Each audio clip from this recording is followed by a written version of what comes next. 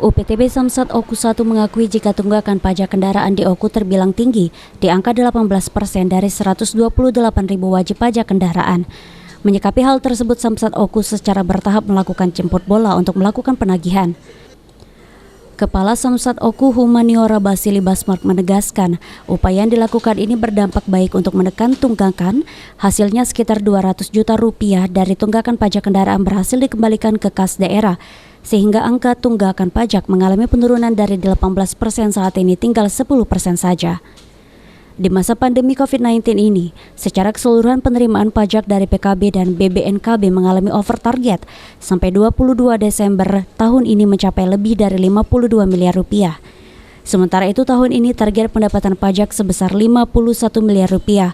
Pencapaian ini tidak lepas dari program pemutihan pajak kendaraan yang berdampak meningkatnya kesadaran bayar pajak. Bagi masyarakat yang sudah menunggak lama, biasanya di tahun 2017 ke bawah itu ada kendala, yaitu loss data di kita, baik dari sistem aplikasi kita di Edempo atau di Signal atau di sistem manapun, biasanya tidak muncul tunggakannya, tidak muncul berapa pajaknya.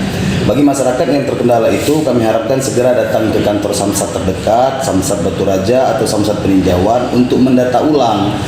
Syaratnya bahwa BPKB dan STNK biayanya gratis untuk mendata ulang. Dengan catatan datang sendiri, tidak menyuruh dan tidak menitip dengan siapapun.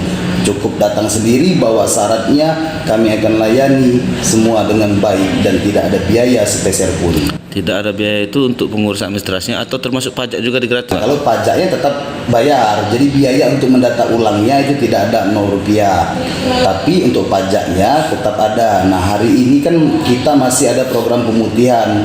Jadi kalau dia mati 2017 ke bawah, cukup bayar pokok tunggakannya saja.